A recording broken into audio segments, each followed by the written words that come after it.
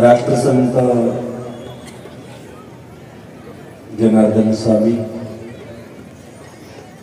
गुरुमाऊलीच्या कृपेने आशीर्वादानं आज पवित्र वारी कानेगाव साखरवाडी या पवित्र पंचकृषीमध्ये सर्व ग्रामस्थांच्या वतीनं, सर्व परिवाराच्या वतीनं, सर्व तरुण मंडळाच्या वतीनं, सर्व भाविक भक्तगण माता भगिनींच्या वतीनं आणि विशेष म्हणजे सर्व कारखान्याच्या जी काही फॅक्टरी आहे या ठिकाणी, कंपनी आहे त्या ठिकाणचे संचालक, डायरेक्टर सर्वांच्या सहकार्यानं साहेब पण या ठिकाणी बसले, त्यांच्याही अतिशय योगदानानं आपण सर्वांच्या गावातून, प्रत्येक गावातून या ठिकाणी सहकार्य झालेलं आहे।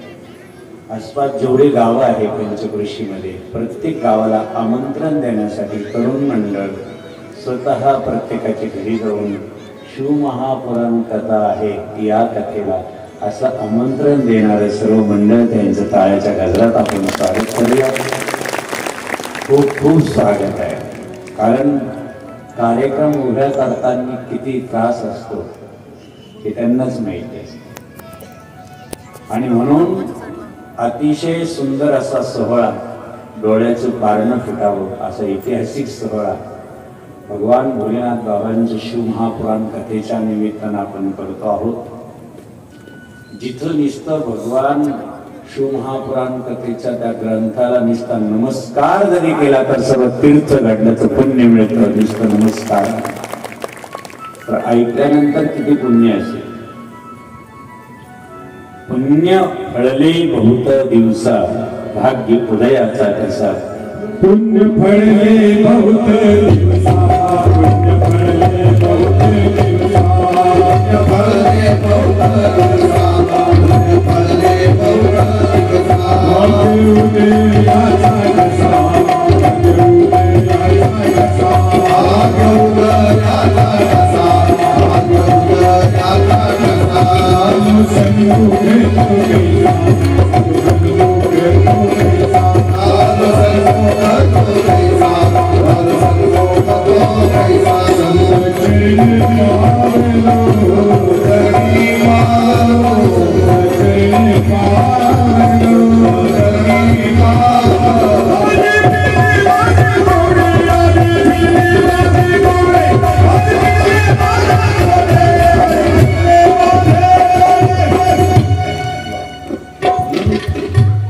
पुण्य फळाला येतात अशी महापर्वणी आपल्या दारात होऊन येते ती म्हणजे शिवमहापुराण अति पुराण ग्रंथ त्याला पुराण म्हणते. जो सर्वात अगोदर आदी आणि अनंत असा ग्रंथ शिवमहापुराण आहे. विशेष म्हणजे लक्षात घ्या आपण भगवंताच्या शंकराच्या पूजेमध्ये जर अभिषेक करायचा त्याला अभिषेक म्हणत नाही महाअभिषेक म्हणतो. काय म्हणतो आज काय महाअभिषेक आहे. भगवान शंकराची आरती करताना आपण आरती करायची म्हणत नाही महाआरती करायची म्हणतो. आणि म्हणून देवाला सुद्धा हात मारताना देव म्हणत नाही त्याला महादेव म्हणतो. लक्षात असा देव आहे. असा त्रिभुवनी उदार अतिशय उदार आहे. त्रिभुवनी त्रिभुवनी उदार भोळा राजा शिवशंकर भोळा राजा शिवशंकर भोळा राजा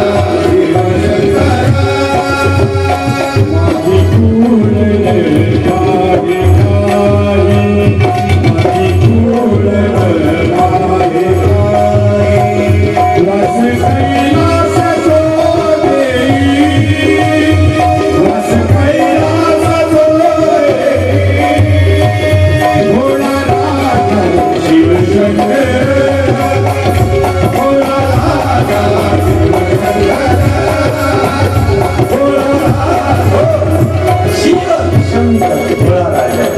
राजा आहे.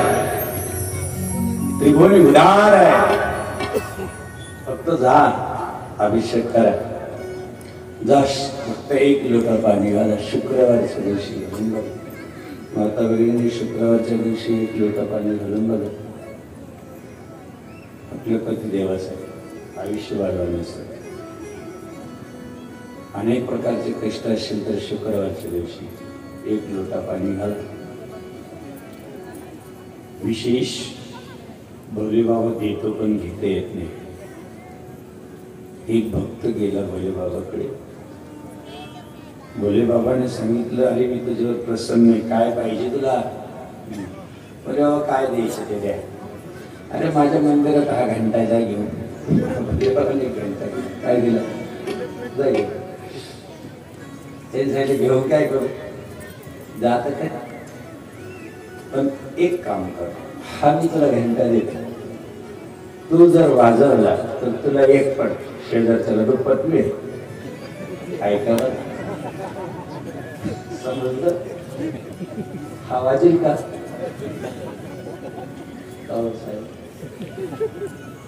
देतो तुला देत भोले बाबा देतो. पण अगोदरच एक भोले बाबाचं मन आहे. दुसऱ्याचं जर कल्याण करायचं असेल तर तुझं कल्याण आहे. परोपकाराय पुण्याय पापाय. परोपकार करण्याची जर तुझ्यात धारणा असेल तर मी नक्की देतो. भोले बाबा आहे देताना हजार हाताने देतात. परंतु दुसऱ्याला देत असेल तर तुला देतो.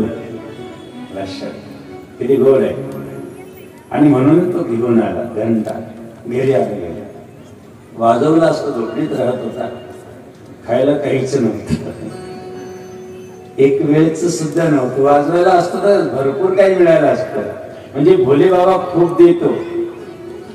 जर नाही काही देता आलं तर शिव महापुराण कथेमध्ये जर आपण ऐकत असेल तर असं सांगितलं जातं की ब्रह्महत्येचं पातक नव्हे नव्हे आपल्या घरात अपघे कोणीतरी गेला असेल तर त्याच्यापासून जर सुटका करायची असेल त्याला तर बेलाच्या झाडाखाली शिव महापुराण वाचावं. काय वाचावं? शिव महापुराण बेलाच्या झाडाखाली वाचावं. अति गुणने सांगितलं. नाही देता आलं फुल तर कमीत कमी 5 ओव्या 5 श्लोक शिव महापुराण कथेचे बेलाच्या झाडाखाली वाचावे. एक देणं आहे भगवान शंकराला. सुंदर असं कधी कधी आपण जातो याला जातो भीमाशंकर. कोण कोण गेलं भीमाशंकरला? अतिशय सुंदर ज्योतिर्लिंग आहे. तिथं आम्ही राहिलेलो आहे. तिथं आपल्या पंचदशनार्जुन आखाड्याचा आश्रम पण आहे. दत्त आश्रम बाजूलाच आहे, खेटूनच आहे. आम्ही दररोज पूजेला जात होतो. आपले पुजारी खूप चांगले ओळखीचे आहे तिथले. खूप पहिले पूजा आपल्याला देत होते ते तिथे गेल्यानंतर भीमाशंकरची. पण भीमाशंकरला गेलो पण भीमाशंकरची कथा माहिती का आपल्याला? भीमाशंकर का निर्माण झालं नाही ना? ते ऐकण्यासाठीच तर बाबा तुम्हाला इथं बोलवलं, नाही तर बोलवलं काय? भीमाशंकर, डाकिन्य भीमाशंकर. वास्तविक डाकिन्य नावाचं डाकिनी हिचं ते वन होतं. आणि तसं जर विचार केला तर हे दंडकारण्य नाशिक पासून याच्यापर्यंत दक्षिण भारतापर्यंत दंडकारण्य. वास्तविक जास्त राक्षस, प्रदूषण हे अनेक प्रकारचे राक्षस राहायचे त्या काळात. म्हणून प्रभू रामचंद्राला यावं लागलं आणि ह्या राक्षसांचा पूर्ण नायनाट करावा लागला. त्या पद्धतीने ती डाकिनी नावाची राक्षसन तिथं राहते आणि तिथे एक कर्कटी नावाची राक्षसनी राहते. लक्षात आपल्या पतिदेवाला ती विनमुख झाली होती कारण तो राक्षस असल्यामुळे प्रभू रामचंद्राच्या याच्यामध्ये तो गेला असल्यामुळं कोणी शिल्लक राहिलं नव्हतं म्हणून ती लपून बसली होती. कुंभकर्ण एकदा आला. लंकेतून फिरता फिरता फिरता फिरता या दंडकारण्यात ती फिरायची, कायम फिरायची. आणि कुंभकर्ण एकदा आल्यानंतर त्याने ती कर्कटी पाहिली. एकांतात आहे. तिने लग्न सांगितलं तर माझ्याशी कर. तिने काही सांगितलं ठीक आहे, मी तर एकटी बसलेली आहे म्हणून लग्न केलं. काही दिवस राहिला, निघून गेला लंकेत कुंभकर्ण. आणि तिच्यापासून जो मुलगा झाला त्याचं नाव आहे भीम. काय नाव आहे? भीम. ती भीमाला सांगू लागली बाबा बघ मला तर कोणाचा आधार नव्हता पण असं असं झालेलं आहे. तुझा जो काही पिता आहे तो भीम आहे, ज्याचं नाव तुम्हाला माहिती आहे का? रावण आहे, विभीषण आहे आणि एक कुंभकर्ण. तो कुंभकर्ण इथं आला, माझ्याशी विवाह केला आणि मात्र त्याच्यापासून तुझा जन्म झालेला आहे. पण आपल्याला त्या देवापासून फार त्रास झालेला आहे, त्याच्यासाठी तू तपश्चर्या कर. भीमाने एवढी तपश्चर्या केली असं सांगितलं जातं. एवढी तपश्चर्या केली भीमानं सर्व साम्राज्य आपल्या ताब्यात घेतलं. देवलोक भूलोक सगळं त्याच्या ताब्यात आलं. सगळे लोक घाबरून पळू लागले. वीर अध्ययन बंद पडलं, यज्ञ याग बंद पडले, सर्व बंद पडले. भीमाला सर्व घाबरू लागले. इंद्राचं आसन दोरून इंद्र सुद्धा लपून बसला आणि सर्व त्राहिमाम झालं. भगवान शंकराला आराधना करू लागले. एक राजा होता, त्या राजाचं राज्य हडप करून तो राजा त्याच भीमाशंकराच्या त्या ठिकाणी एका वनात जाऊन आपल्या पत्नीला घेऊन, त्याला दररोज नित्यनेम सवय होती हे शिवलिंग बनवायचं मातीचं आणि त्याची पूजा करायची. प्राचीन शिवलिंगाची पूजा करायची. त्या पूजेच्या साधनेनं राजाचं रक्षण होत होतं, राजाच्या प्रजेचं रक्षण होत होतं.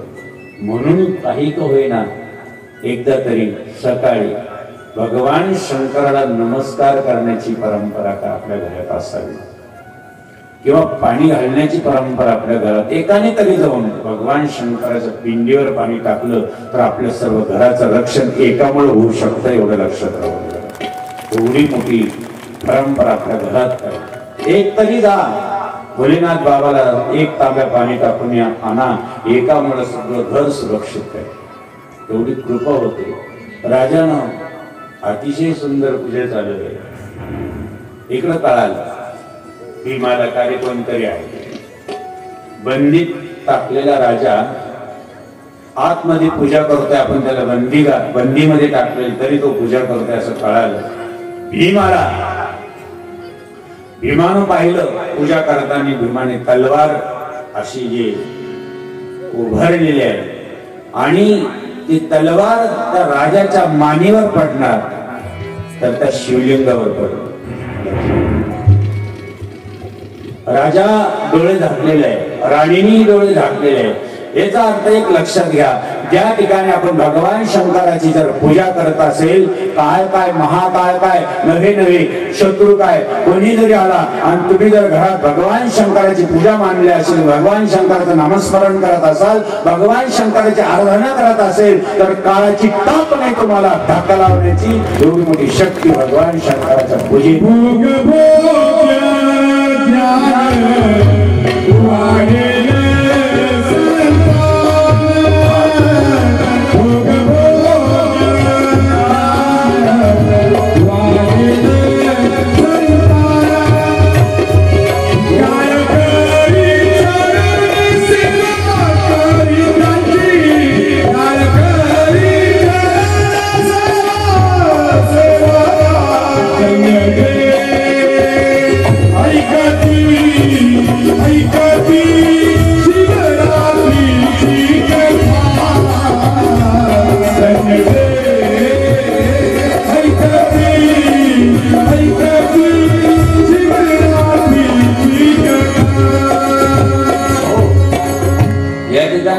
काही गोष्टी आज सांगितलेल्या आहे की जर भगवान शंकराला सोमवारच्या दिवशी दूध कच्चं पाहिजे, गाईचं जर दूध आणलं असेल ते तापलेलं नसावं. लक्षात राहू द्या बारकाईनं, प्रत्येकाच्या स्मरणात राहू द्या, फार गरजेचं आहे ऐकणं.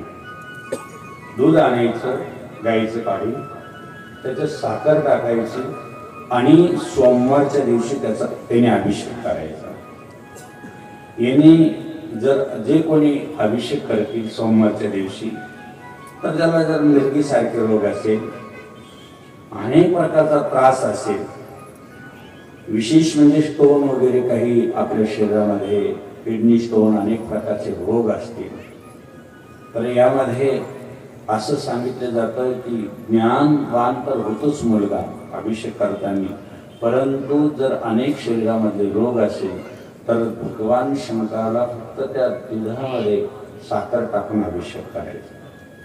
त्यामध्ये सांगितलेलं आहे की जर आपल्याकडं तांदूळ असेल, दूध असेल किंवा एखाद्याला वाहन नाहीये, गृहप्रवेश करताना सुद्धा काही गोष्टी सांगितलेल्या. सोमवारच्या दिवशी अष्टमीच्या दिवशी जर भगवान शंकराची पूजा केली, बेल वाहिलं, तर एखाद्याचं लग्न होत नसेल, अडचणी असत असेल तर अष्टमीचा दिवस यावा, सोमवार असावं आणि त्या दिवशी भगवान शंकराला बेल व्हायचं सांगितलं.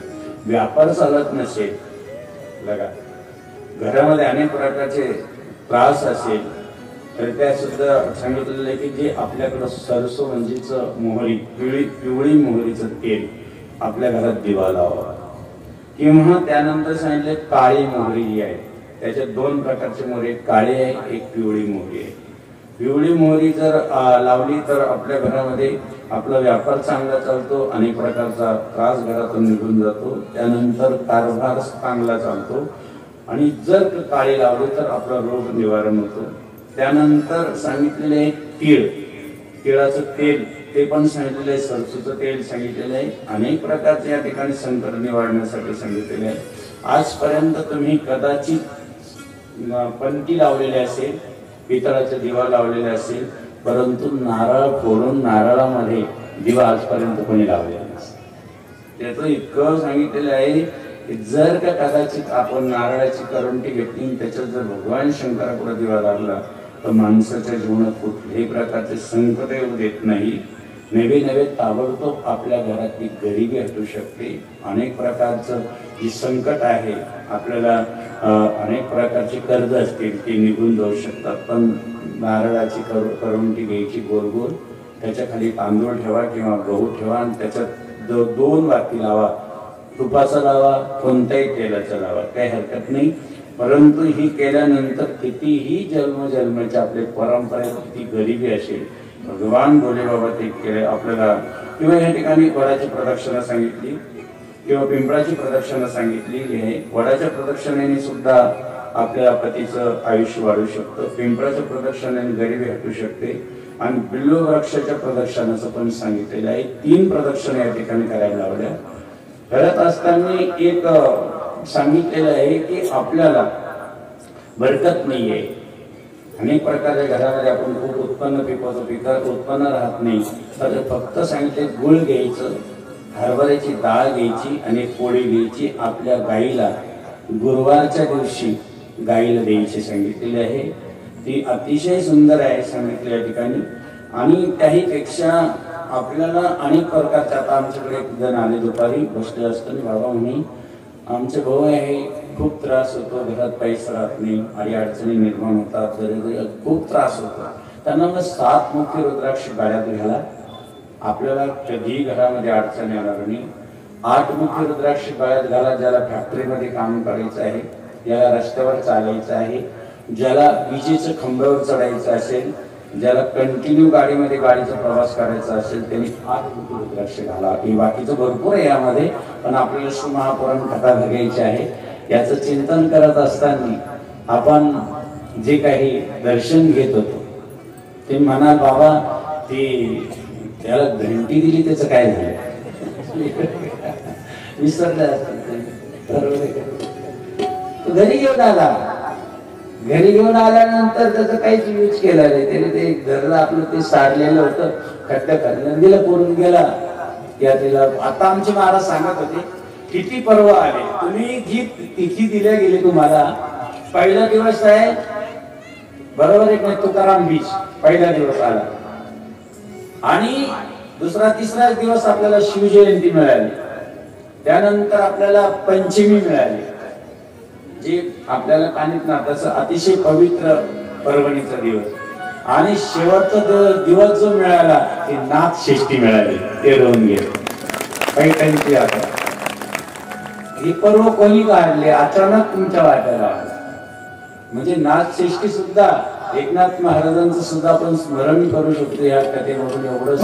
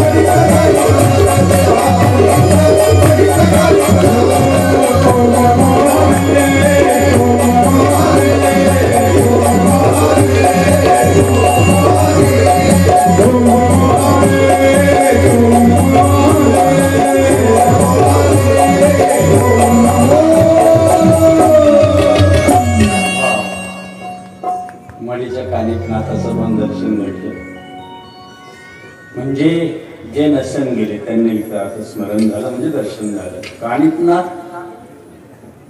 जन्म हत्तीच्या काळात, विशेष गुरुदेव जलेंद्र. एकदा असं झालं या दोघांचं, आपण त्यांचं दर्शन लगेच घेऊन नवनाथाचं, म्हणजे मग आपण बाकीची कथा पूर्ण करू. खूप चिंतन सुंदर आहे. कारण यांचं पहिलं असं आहे की कवी हरी अंतरिक्ष प्रबुद्ध पिपलायन अविरत दुर्लक्ष म्हणजे कर भाजन. मी 9 नारायण होते पहिले. या 9 नारायणानं कलियुगात नवनाथाच्या रूपात आले. किती गोड आहे. पहिले यांचं नाव काय? कवी हरी अंतरिक्ष प्रबुद्ध पिपलायनम अविरत दुर्लक्ष म्हणजे कर भाजनम. ही 9 जण होते. यांना 9 नारायण म्हणायचे. कलियुगात अनेक प्रकारची दुष्ट शक्ती वाढली, अनेक प्रकारचा त्रास होऊ लागला, राक्षसांचा पासून त्रास होऊ लागला. म्हणून देवानं भोले बाबांनी सांगितलं की 9 नारायण हो, तुम्हाला 9 नाथाच्या रूपात यायचं आहे. किती गोड आहे. त्यामध्ये एक नाथ आहे.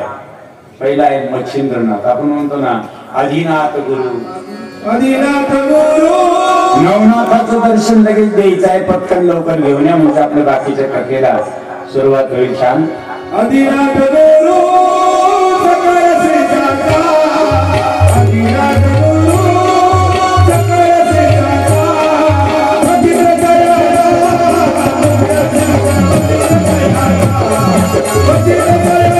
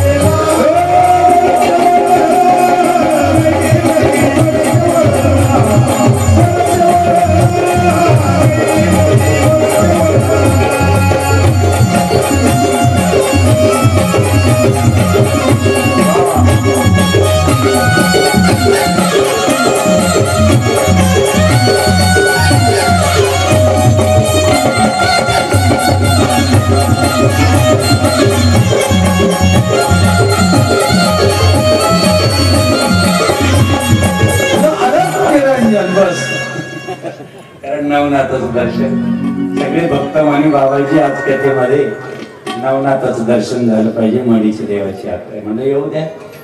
कारण ती आमचीच परंपरा. आदिनाथ गुरु भगवान भोलेनाथ बाबा त्यांच्यापासून आलेली एकाने एकाने. परंतु आमच्या निवृत्ती दादाने सांगितलं ज्ञानोबा मी तुला देतो, पण तू मात्र एकाने एकाला ठेवू नको. अवघाची संसार तुला पाहिजे. सगळ्याच ठिकाणी एकाने एकाला दीक्षा नाही, सगळ्या विश्वाला दीक्षा. हे विश्वाची माझं घर तुला करायचं आहे. माऊलीने खूप सुंदर प्रचार प्रसार केलेला आहे. त्याच्याकडे आपल्याला जायचं आणि फक्त एवढंच सांगू इच्छितो की ज्या वेळेस भीम सर्व ठिकाणी निघाले, सर्व ठिकाणी मारू लागला, सगळ्या ठिकाणी घात करू लागला, सगळ्या ठिकाणी अत्याचार करू लागला. आणि त्या पिंडीवरती हातात तलवार घेतलेली आहे. त्या राजाला उडवणार, राणीचं शिरछेद करणार. तर ती तलवार जी हातातून निघाली तर भगवान शंकराच्या त्या पवित्र पिंडीवरती जिथं त्यांनी शिवलिंग बनवलेलं आहे, सुंदर असं शिवलिंग बनवलेलं होतं. ओम नमः शिवायचा जप चालू होता. अखंड जप, अखंड ध्वनी दोघांच्या मुखातून निघालेली होती. डोळे झाकलेले होते. भगवान शंकरावरती अभिषेक मनातल्या मनात चालू होता. भगवान शंकरानं पाहिलं दोघांचे डोळे झाकलेले आहे, माझ्याकडे लागलेले आहे, माझ्या ध्यानात दोघंही बघणं झालेलं आहे. हा भीम नावाचा राक्षस येऊन तलवारीने त्यांच्यावर वार करतोय आणि तोच वार माझ्या भोले बाबाच्या पिंडीवरती गेला आणि भगवान शंकर प्रकट झाले. बोले नमः पार्वती बोले हर हर. भगवान शंकर त्या पिंडीतून प्रकट झाले. त्या पिंडीवर जो वार लागलेला आहे अजूनही तसंच आहे. छोटासा एका बाजूने पार्वती आहे, एका बाजूने शंकर आहे आणि मध्ये जी धार आहे तलवारीची. जर तुम्ही गेलात भीमाशंकरला पहा. भगवान शंकराच्या हुसाटा बाहेर आला आणि त्याच वेळेस भीम राक्षस भगवान शंकराकडे जळून राख आला. दोघं राजाराणी नमस्कार केला. बोले बाबा, आज तुम्ही आमच्यासाठी प्रगट झालात, पण उद्याही राक्षस निर्माण होतील, कारण ही राक्षस भूमी आहे. उद्याही आम्हाला त्रास होईल, उद्याही तुझी पूजा बंद होईल. आज तुम्ही या ठिकाणी प्रगट झालात, अशाच रूपाने जर इथं राहिलात तर भीम नावाच्या राक्षसाचा त्याच्यातून आवाज आला, देवा मीही तुमच्या पिंडीजवळ आलेलो आहे शेवटच्या क्षणाला. मी जरी राक्षस असेल पण तुमची पूजा मी शेवटच्या क्षणाला पाहिलेलं आहे. तुमचं नाम माझ्या मुखात आलेलं आहे. तुमच्या पिंडीची माझ्याकडनं काही का होईना समोर डोळ्याने दर्शन झालेलं आहे. माझाही उद्धार झाला पाहिजे. राक्षसांना भगवान शंकरापुढे हा आवाज आल्यानंतर प्रथमतः भगवान शंकरानं राजा राणीकडे बघणं सोडून दिलं, कारण त्यांच्यासाठी तर मी प्रगटच झालो. परंतु जर राक्षस असून जर हा याची वृत्ती जर माझ्या चरणावर लीन होत असेल, पिंडीचं दर्शन आणि भगवंताचं मुखात जर नाव येत असेल, तर याच्याच नावानं आपण या ठिकाणी राहूया. म्हणून त्या ज्योतिर्लिंगाचं नाव भीमाशंकर पडलं. बोला भीमाशंकर भगवान. भीष्म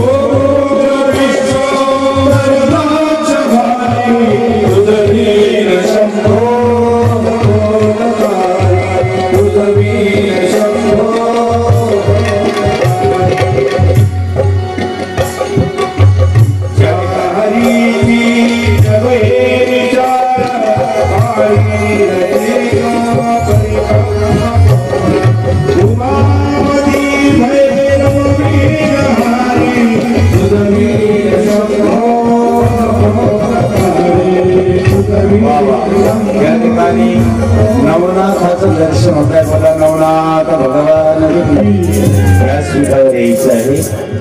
नवनारायणाचं नवनाथाच्या रूपात या ठिकाणी दर्शन. वा वा वा, बघूया कपडे हरी हरी आपल्याकडे खूप गोड वाटतंय. नवनाथाचं सुंदर असे या ठिकाणी आपण भजन करूया. बाबाजींचं स्मरण करून दर्शन करून व्यासपीठाकडे यायचं आहे. बाबा मंगल फिरून आला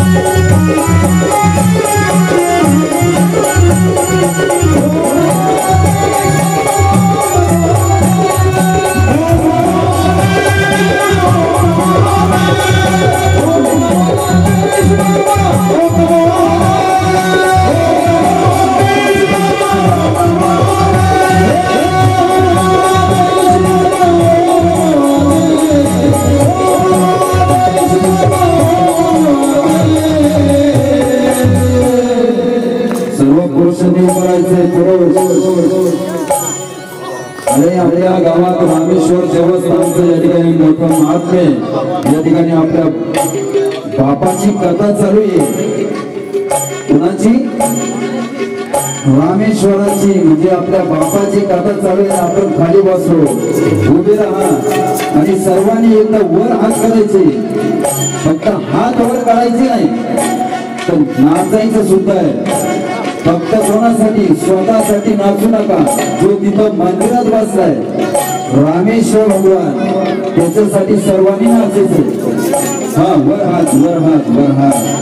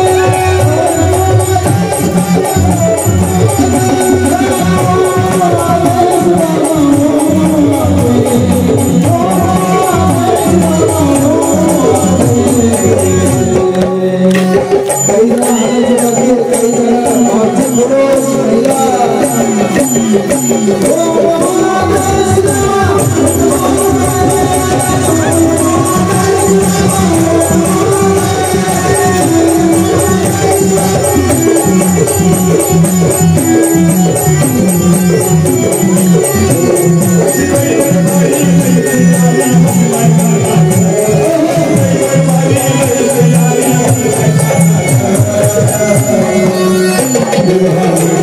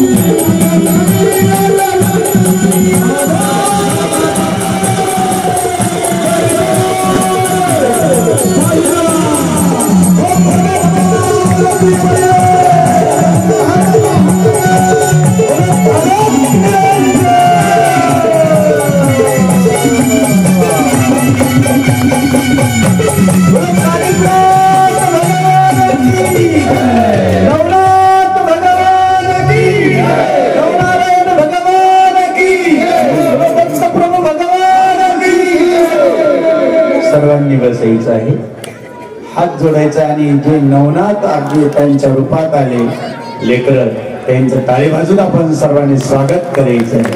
आपल्याला त्या रूपातून नवनाथाचं दर्शन घेतलं म्हणजे दत्तात्रय उभा आहे. सगळ्या बाजूनी या नवनाथाचं चरित्र सांगितलं आजची कथा त्यावरती जोडू शकते. म्हणून आपण सर्वांनी अगदी समोर व्यासपीठाकडे बघायचं. किती गोड रूपामध्ये नवनाथाचं आगमन झालं. काल भोले बाबाचं लग्न, आज लगेच नवनाथ. अशा या आनंदाला पारावर नाहीये. आपण सर्वांनी एकदा दर्शन घेऊन नवनाथाची फक्त कानिफनाथातली थोडीशी चिंतन करूया सेवा आणि यांना आपण लगेच बाकीच्या कथेला आपण पुढे ओढूया. जसं दोन नाथ आहे, एक आहे कानिफनाथ आणि एका बाजूला एक गोरक्षनाथ. दोघांचे गुरु एक आहे लीद मध्ये, त्यांचं नाव बला.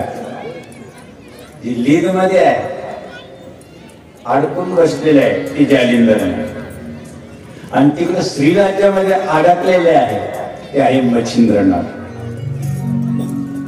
लीद मध्ये अडकल्यानंतर गोपीचंदांच्या राज्यामध्ये जालिंदर म्हणू लागलं, त्यावेळेस आमचे गोरक्षनाथ गेले जवळ भेटायला. गोरक्षनाथाने विचारलं, नाथा तुम्हाला हे जे लीद मध्ये टाकलं त्यांना मी राख रांगोळी करेल, त्यांचं राख करेल. त्यांनी सांगितलं नाही, मला माझा शिष्य कानिफनाथ हवा आहे, मला कानिफनाथाकडनं निघायचं आहे. म्हणून गोरक्षनाथ निघाले आणि तिकडे मात्र श्रीराजामध्ये आमचे कानिफनाथ गेले होते. ते परत येत होते. येता येता एक आंब्याचं झाड होतं. आंब्याच्या झाडाला खूप सुंदर असे गोड गोड आंबे होते. म्हणून कानिफनाथानं वरती पाहिलं असेल आणि काही आंबे असे पाहताच खाली नजरेने आले. जेवढे खायचे तेवढे खाल्ले, बाकीचे उशाला ठेवले. थोडे झोप लागले. त्याच रस्त्याने आमचे गोरक्षनाथ आले. त्यांनी वाटलं अरे वा, जेवढे पाडायचे तेवढे पाडून घेतले नजरेनं आणि बाकीचे उशाला ठेवले. आपण एक लीला करूया, हे राहिलेले वरती लटकून देऊया. एक खाली घेत आहे आणि एक वर लटकत आहे. दोघांची भेट झाली. नमो आदेश केलाय, अलग निरंजन केलं आणि विचारलं, तुमचं नाव? म्हणे मी कानिफनाथ. अहो तुमचं नाव? म्हणे मी गोरक्षनाथ. मग आलात कशाला? म्हणे माझे गुरुदेव कुठेतरी गेले. जालिंदरनाथाने सांगितले, तुमच्या गुरुदेवाशी माझ्याशी भेट झाली, ती श्रीराज्यामध्ये आहे मच्छिंद्रनाथाच्या रूपात. अहो म्हणे मग तुमच्याही गुरुदेवांची माझ्याशी भेट झाली, ते जालिंदरनाथ ते गोपीचंदाच्या राज्यामध्ये आहे, त्यांना लीद मध्ये ठेवलेलं आहे. असं म्हणल्यानंतर गुरु गोरक्षनाथ श्रीराज्याकडे निघाले आणि ही गोपीचंदाच्या राजाकडे कानिफनाथ आले. अलख निरंजन म्हणल्यानंतर गोपीचंद समोर येणार. अक्षरशः हा राग आलेला होता आणि राग होणार होती गोपीचंदाची, पण गोपीचंद नतमस्तक झाला, साष्टांग दंडवत केला. संत दयाळू मायाळू करे संभाळ दिनांचा. संतांनी तेवढ्यामध्ये थोडे शांत झाले. कारण का की याच्या ज्या मातोश्री आहे गोपीचंदाचे, त्यांनी आमच्या गुरुची सेवा केली असल्यामुळं आपण याला वाचवलं पाहिजे. परंतु ज्यावेळेस गुरुदेवांच्या जवळ गेले, जालिंदरनाथाच्या सांगितलं, अरे जालिंदरनाथा गुरुदेव तुम्ही या लीग मध्ये सांगा. एवढ्यात सांगितलं, जो कोणी माझ्याशी आणि मला त्या गोपीचंदाला समोर उभा कर, त्याला मला राग करून टाकायचे आहे. कानिफनाथानं पाहिला तर जर माझ्या गुरुदेवांकडून जर आता गोपीचंदाची राग झाली तर मग काय राहिलं. त्या ठिकाणी कानिफनाथानं 7 पुतळे लोखंडाची तयारी केली गोपीचंदाची. खूप सुंदर कथा. आणि गोपीचंदाचे 7 पुतळे उभा केले.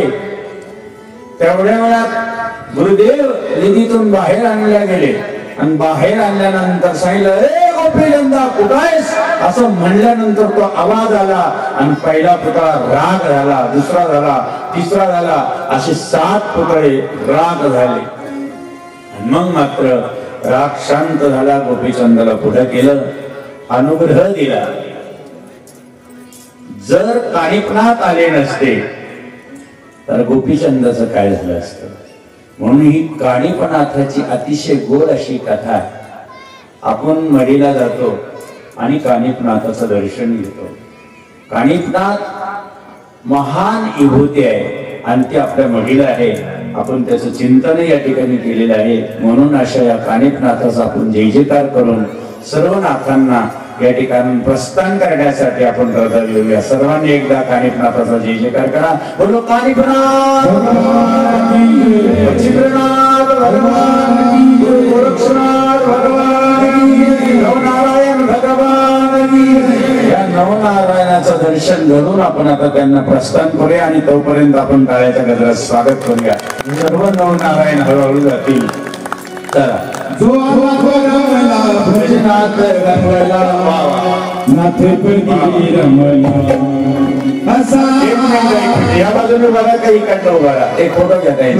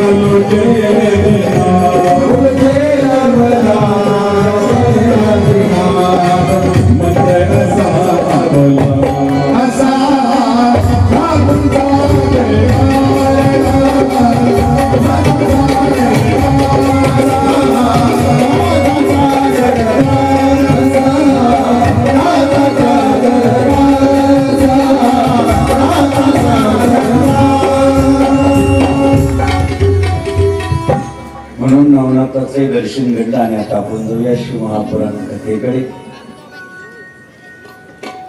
भगवान भोलेनाथ देणारा अवरदान आशुतोष आहे. खूप लवकर प्रसन्न होणार आहे. परंतु ज्यावेळेस आपण भगवान शंकराचं आता शिवरात्रीचं स्मरण केलं, कारण धन्य जे ऐकती शिवरात्रीची कथा. जर कथा अशी आहे की एक पारधी आहे, शिकार करण्यासाठी झाडावर जातोय. किती बिल्व वृक्षाचं महत्व आहे हे आपल्याला कळेल. त्याला माहितही नाही झाड कशाचं आहे. त्या झाडावर चढलं ते झाड होतं बेलाचं. शिकार करण्यासाठी निघाला असताना पहिल्या प्रहारामध्ये हरणे आला बाण घेतला मारणार तर ते हरण म्हणते बाबा नक्की मार मला, नक्की तुम्हाला खाऊन टाक, परंतु माझं एक लेकरू आहे उपाशी आहे त्याला मी पाजून येते विशाल आणि मग मला तू मार. असं म्हणताना त्याने जो बाण मारला होता त्याच्या काखेमध्ये पाण्याची डबा म्हणा काहीतरी होतं, ते पाणी खाली पडलं. बाण मारताना एक बेलाचं पान होतं ते एक खाली पडलं. हे बघा ही कोणती पूजा आहे. शिकार करण्यासाठी आलेला तो पारधी आज आपल्याला काहीतरी खायला भेटल. शिवरात्रीची रात्र आहे, पहिला प्रहार सुरू आहे 6 ते 9, 9 ते 12, 12 ते 3, 3 ते 6 पिक्चरच्या नावाने सांगू राहिले. नाही तर ते म्हणाले काय आला एक आमच्यासाठी महाराष्ट्राच्या तरुणांच्या अंतःकरणात जो काही जागृती करण्यासाठी जो आमच्या समोर जो दाखवला जातो तो म्हणजे छावा, तो आमच्या अंतःकरणाचा छावा आहे. तो मात्र काय खरंच जनजागृतीसाठी आला. प्रत्येकाच्या रोम रोमात प्रत्येकाच्या अंतःकरणात तो प्रकट झाला तो आहे. ठीक आहे. छत्रपती शंभूराजे आमचे छत्रपती शंभूराजे, छत्रपती शंभूराजे आमचे छत्रपती शंभूराजे, छत्रपती शंभूराजे आमचे छत्रपती शंभूराजे, छत्रपती शंभूराजे आमचे छत्रपती शंभूराजे. शिवरायांचा छावा केला शत्रू समोर, शिवरायांचा छावा केला शत्रू समोर, शिवरायांचा छावा केला शत्रू समोर, शिवरायांचा छावा केला शत्रू समोर. नाही जुळवी धर्मासाठी प्राण, नाही जुळवी धर्मासाठी प्राण, नाही जुळवी धर्मासाठी प्राण, धर्मासाठी प्राण. गरुवंदन तुम्हारा राजे, गरुवंदन तुम्हारा राजे, छत्रपती शंभूराजे आमचे छत्रपती शंभूराजे, छत्रपती शंभूराजे आमचे छत्रपती शंभूराजे, छत्रपती शंभूराजे आमचे छत्रपती शंभूराजे. त्यांना नतमस्तक व्हावं की त्यांनी धर्मासाठी आपल्या शरीराच्या कोणी सळया टाकलेल्या असेल, कोणी कातडे काढले असतील, कोणी मीठ सोडलं असेल, शेवटच्या क्षणापर्यंत धर्म न सोडणारा आमचा शंभूराजा त्याला नतमस्तक व्हावा. म्हणून धर्माचे पालन करणे, पाखंड खंडन त्याच्यासाठी आलेला धर्माचे पालन, धर्माचे पालन.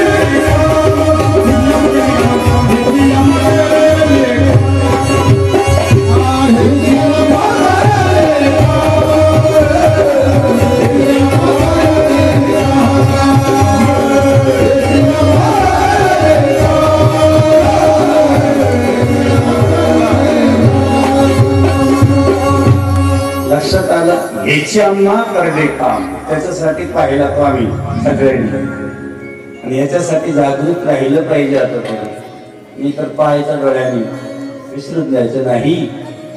किती गोड सांगितलेलं आहे की धर्माचे पालन करणे पाखंड खंडन. छत्रपती शिवरायांचं शंभू राजा आणि आपल्या जीवन पण एक लक्षात घ्या, आमचे एक शंभूराजे सर्व ह्या धर्मासाठी आपल्या शरीराचं तर पूर्ण कणकण कणकण या धर्मासाठी दिलं असेल, परंतु त्यांच्या कणाकणातून एक एक वीर निर्माण झाला, तो म्हणजे प्रत्येक जण संभाजी निर्माण झाला. 27-28 लढाया लढले, एकही हरले नाही. म्हणजे याचा अर्थ आमचे एक छत्रपतींचं शंभूराजांचं बलिदान, आमचे एक एक संभाजी आता निर्माण होणं गरजेचं आहे, हे पण लक्षात राहू द्या. नाहीतर काय आहे, धर्माचं पालन करायचं आहे तुम्हाला. आम्ही फक्त जय श्रीराम वाठणी म्हणतो, रामेश्वराच्या मंदिरात जातो, परंतु धर्माचं पालन करण्यासाठी भगवान शंकर एकच सांगतात, धर्म अर्थ काम मोक्ष शिवदेवता प्रत्यक्ष. पहिला शब्द आहे धर्म, तो पालन करायचा आहे. नुसतं म्हणायचं नाही गीता पाठांमध्ये धर्मक्षेत्रे कुरुक्षेत्रे समवेता विश्वा ममका पांडवा चैव किमतिर्वत संजय, चालली मोठी गीता. पण सुरुवात सुद्धा गीतेची झाली असेल तर धर्म क्षेत्रे कुरुक्षेत्रे समवेता विश्वा.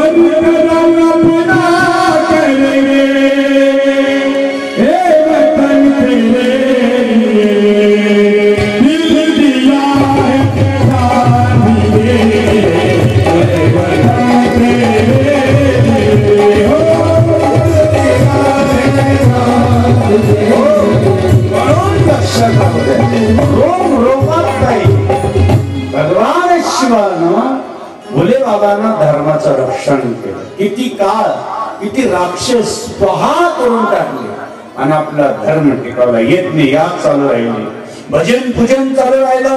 आज आमच्या शरीरावर जर भगवी टोपडी जर शोभत असेल तर छत्रपती शंभूराज आणि छत्रपती शिवराज आहे, हे पण विसरून चालत नाही. भोलेनाथ बाबांचा आशीर्वाद आहे, तोच अवतार त्यांचा आहे. सद्गुरु जनार्दन स्वामींचा अवतार असेल तोही भगवान शंकराचाच आहे, हे पण लक्षात राहू द्या.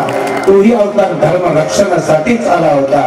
आणि आम्ही आज जरी व्यासपीठावर भगवी घालून बसलो ना, तर आम्ही सुद्धा तोंड पाहत नाही बसत, आम्ही ही धर्माचं रक्षण करण्यासाठीच पुढे आलो पाहिजे, हे आम्ही लक्षात राहू दिलं. म्हणून या ठिकाणी खूप गोड असं सांगितलं जातं धर्मासाठी. आपल्याला तेच आहे, भगवान शिव शिव शिव शिव म्हणतो आपण, आपलं जीवनाचं रक्षण होतं. आपण बाबाजी म्हणायचे जपोनी पंचाक्षर केला विघ्नाचा नाश. आपल्याला वाटत असेल विघ्नाचा नाश व्हावा, फक्त ओम नमः शिवाय जप करा. ओम नमः शिवाय मुखात येऊ द्या एकदा तरी. सकाळी नुसतं राम म्हटलं तरी आपलं काम होतं. सकाळी उठलं म्हणून पहिले लोक राम राम म्हणायचे समोरच्याला, ए बाबा राम राम, तो म्हणायचा राम राम, झालं तुमचं काम. पण आता गेला राम. हा आता काय सकाळी सकाळी आपण बघतो, तो म्हणतो टाटा, तो म्हणतो टाटा खातो. अरे बाबांनो टाटा टाटा करणं सोडून द्या. रस्त्याने जातो तरी आपण देवाला सुद्धा टाटा करतो, मग रस्त्यातच जातो. म्हणून बाबांनो टाटा सोडा. ज्या अर्थी आपण किती गोड सांगितलेलं आहे की एकदा असंच दुष्काळ पडला, अतिशय दुष्काळ पडला. अत्रि ऋषी अनुसया दोघ जण पाहतात. 100-125 वर्षाचा दुष्काळ आपल्या समोर आलेला. स्वतःच्या पतिदेवानं ध्यानस्थ असताना आपले योग ध्यानामध्ये जाऊन 50 वर्ष उलटून गेलेले आहे. अनुसया पतिव्रता होती, पतिव्रतेचे ती तप झळकत होत. समोर सर्व सुकलेला तो बाजूचा सगळा जमिनीचा पहाड ती पाहत होते.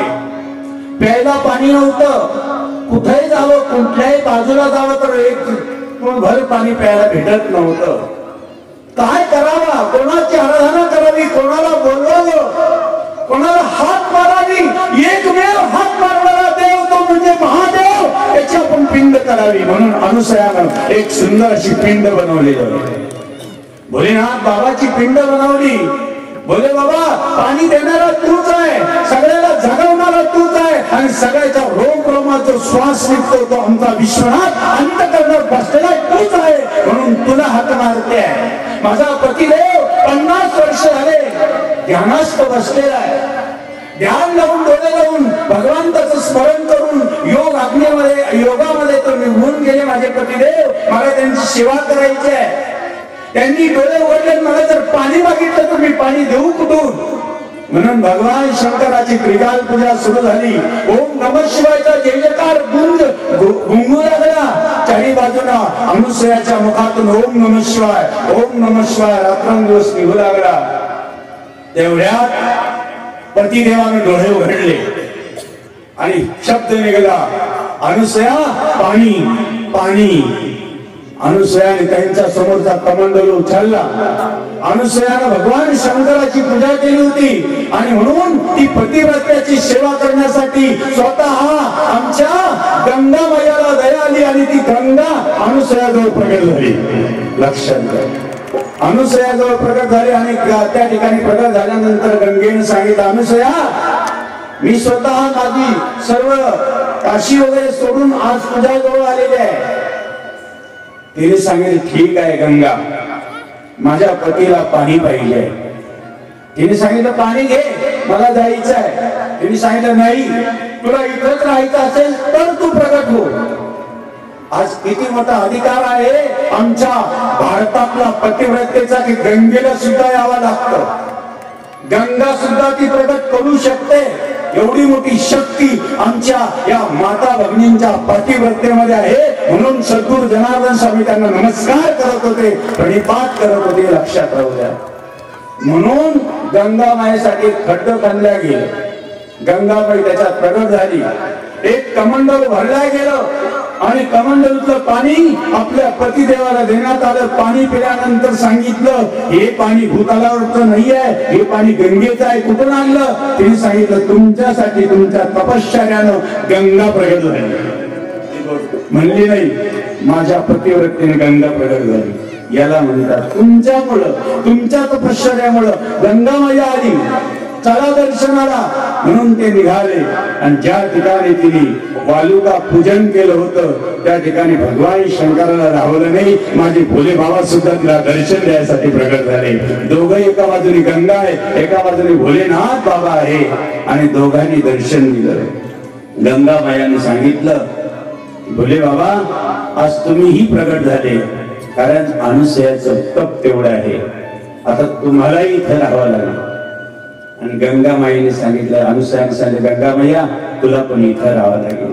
म्हणून जर चित्रकूटात गेला तर आजही तुम्हाला तीच गंगा दर्शन देईल. त्या ठिकाणी प्रगट झालेली दिसेल आणि महादेवाचं सुंदर असं मंदिर ज्या अनुसयानं त्या ठिकाणी पूजा केली त्या मंदिराचंही तुम्हाला दर्शन होईल. म्हणून किती संकट आले, किती दुष्काळ पडला, किती आपल्या घरामध्ये काही खायला राहिलं नाही तर एकमेव हाक मारा, तो देवादिदेव महादेव आपलं रक्षण करण्याशिवाय राहणार नाही. म्हणून त्याला म्हणलेलं आहे, रक्ष रक्ष महेश्वरा.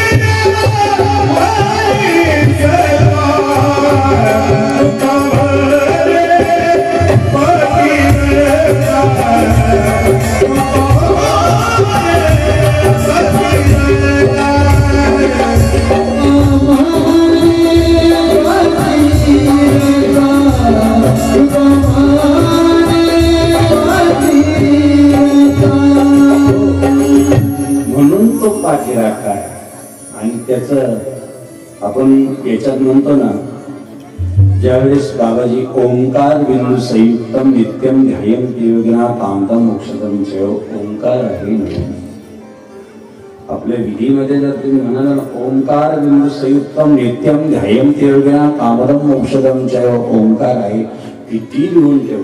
ही सद्गुरू जनार्दन स्वामी एकदा आपल्या लहानपणामध्ये घरी असताना थोडासा पाटीलकीचं मोठं घराणं, खूप असा बैलगाड्या सगळं काही आनंद घरामध्ये होता.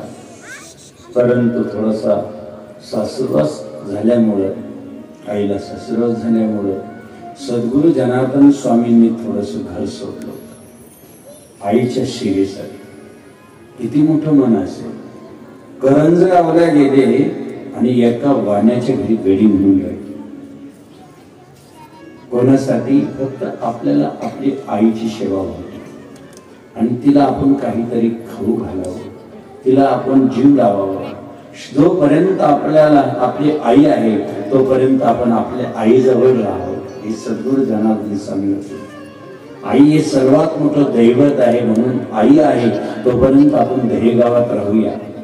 कारण घरच्यांनी आपल्याला, आपण थोडस मंदिर, थोडस बाबाजीला, त्या ठिकाणी नदी होती, बोर नदी, आणि त्या नदीत जायची, वाळूची पिंड करायची आणि पूजा करायची. घरची सांगत होते की बाबा, अरे नारायण जना बाबा, अरे तुम्ही एवढे लहान आहे आणि तुम्हाला पिंड करायचे असेल तर तुम्हाला आम्ही एक छोटीशी झोपडी बांधून देतो, त्याच्यात पिंड कारण बांधा ना, तुम्ही तिथं राहा ना. बाबाजीला आनंद झाला.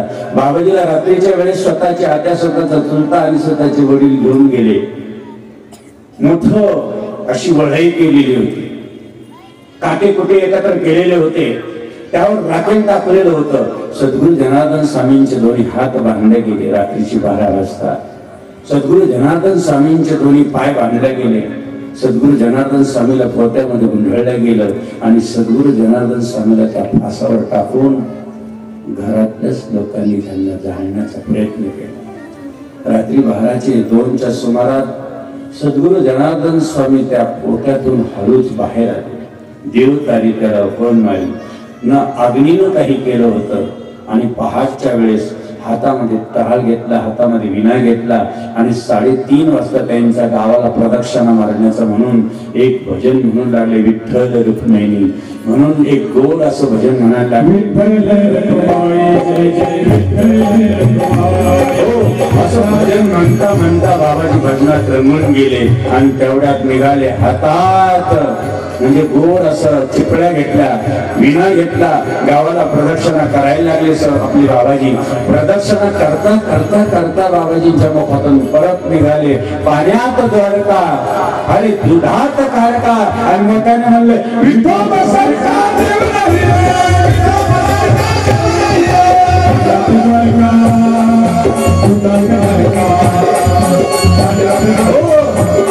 ज्यावेळेस असा आवाज निघाला आणि घरातले असे तडकडून उठले, फडफडून उठले. अरे आपण ज्याला जळलं ते तर समोर उभा आहे, कसं करायचं, गावाला माहिती होईल म्हणून आमची बामण काकू होती, त्यांच्या घरी 2-3 जणांना बोलवलं की अरे खूप त्रास.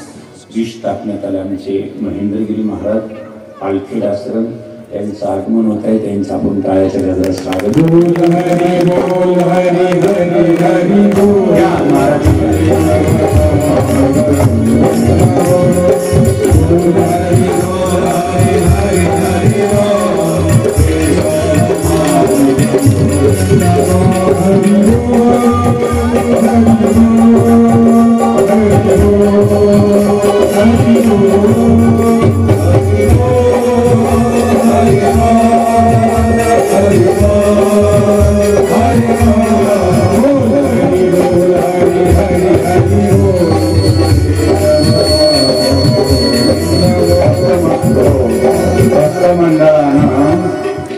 बाबांच्या स्वागतासाठी कोणीतरी एक जण यावं. हार बाबांना एक शाल श्रीफळ देऊन मोठ्या उत्साहानं बाबांचं स्वागत करावं.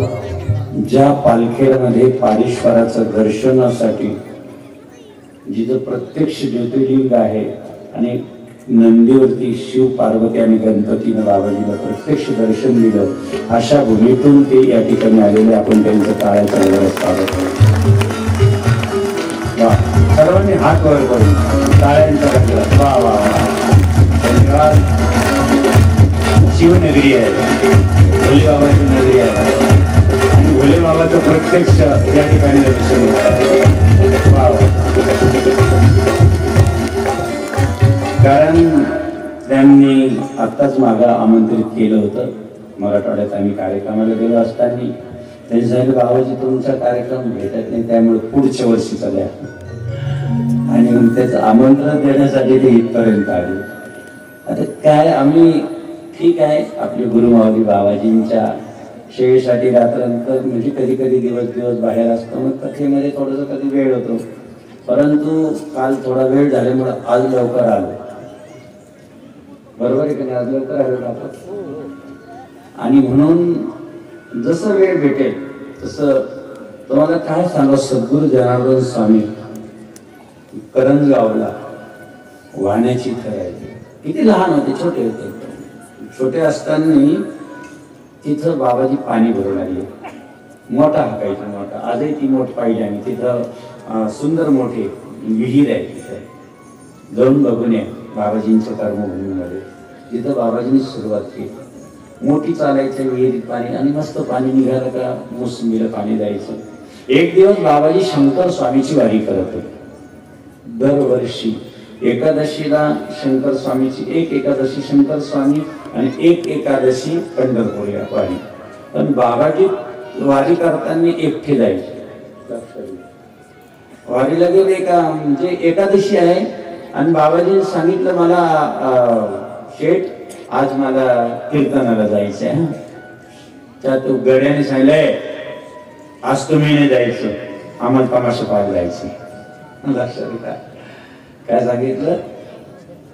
गाड्याने सांगितलं आम्हाला तमाशा पाहायला जायचे. जन बाबांनी सांगितलं तुम्ही तमाशात जा, पण मला कीर्तनाला जाऊ. विनंती, तुम्हाला हात जोडतो. एवढे मोठे महापुरुष सत्पुरुष शिवयोगी साक्षात भगवान भोलेनाथ बाबाचा अंश अवतार या भूतालावर आलेला, बाबा मला कीर्तनाला जाऊ द्या अशी म्हणायला लागली. नाही, तुम्हाला जाता येणार नाही. पाणी भरा मोसंबीला, दूध काढा सगळ्या म्हशीचं गाईचं आणि शेपची दणी येऊन द्या. बाबाजींच्या डोळ्याला पाणी आलं. अरे आज कीर्तन जर मला मिळत नसेल, भगवंताचं भजन मला मिळत नसेल, तर मग काय उपयोग आहे? बाबाजी थोडेसे व्याकुळ झाले. पांडुरंगाला भगवान शंकराला स्मरण केलं, हात जोडला की अरे पांडुरंगा, तुझं आज कीर्तन ऐकायला भेटणार नाही. भरतो मोसंबीला पाणी, कांदा मुळा भाजी अवघी मिठाई माझी, हेच मी आता या ठिकाणी करतो. मोठ नाडा विहीर दोरी अवघी मिठाई, हे सगळं मला आता इथंच पाहायचं आहे. मी तुझं इथं स्मरण करणार आहे. असं म्हणता म्हणता म्हणता म्हणता भजनात रमून गेले. रात्रीचं दूध काढलं ठेवून आले, पाणी भरताय. बाबाजी त्या एकादशीच्या दिवशी एवढी भूक होती, परंतु त्या मोसंबीची एक मोसंबी सुद्धा तोडून खात नव्हती. कारण का नाही, आपला अधिकार नाही. म्हणजे मोसंबीच्या झाडाला एवढ्या मोसंबी लागलाय, पण दिली हातात तर खायची, तोडायची नाही. आणि खरं सांगू, संन्यासाला तो अधिकार सुद्धा नाही. काही रस्त्याने फळं दिसते तोडावून खावा नाही, विचारल्याशिवाय. आम्ही नर्मदा परिक्रमा करत होतो आणि रस्त्याने खूप काही असायचं. काही मुलं म्हणायची बाबा हरभरे, कोणी म्हणायची बाबा इथं फळ आहे. म्हणलं जोपर्यंत तो शेतकरी म्हणत नाही खात तोपर्यंत खायचं नाही, तर नर्मदा माहिती तुम्हाला म्हणतील चला घरी चोरे केलं तर पाप लागेल. आपल्याला आपले संस्कार गुरुदेवांचे आहे ना, आपण कसं घेऊ शकतो. म्हणून त्या ठिकाणी बाबाजी थांबले. मस्त कीर्तनात एक शेठ गेले होते, मोती शेठ कीर्तनात बसले होते. कीर्तनात पाहिलं तर जनार्दन स्वामी कीर्तनात टाळ घेऊन उभा होते.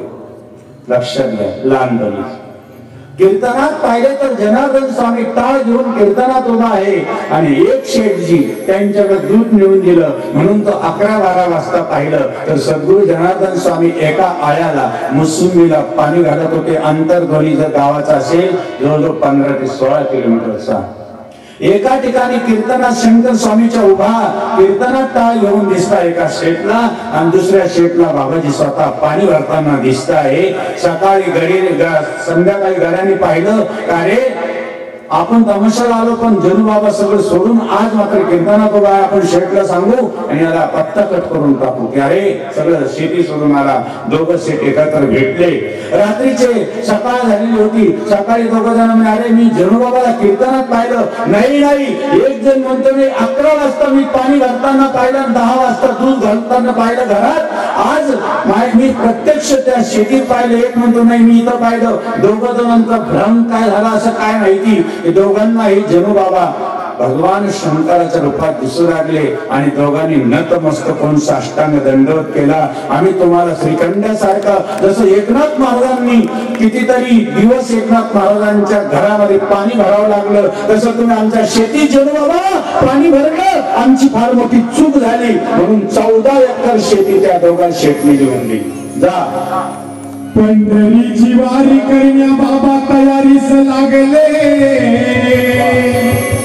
मानक शेतने नकार ते दिले. बाबा दिसे कीर्तनात, बाबा दिसे कीर्तनात शेतात करीरा.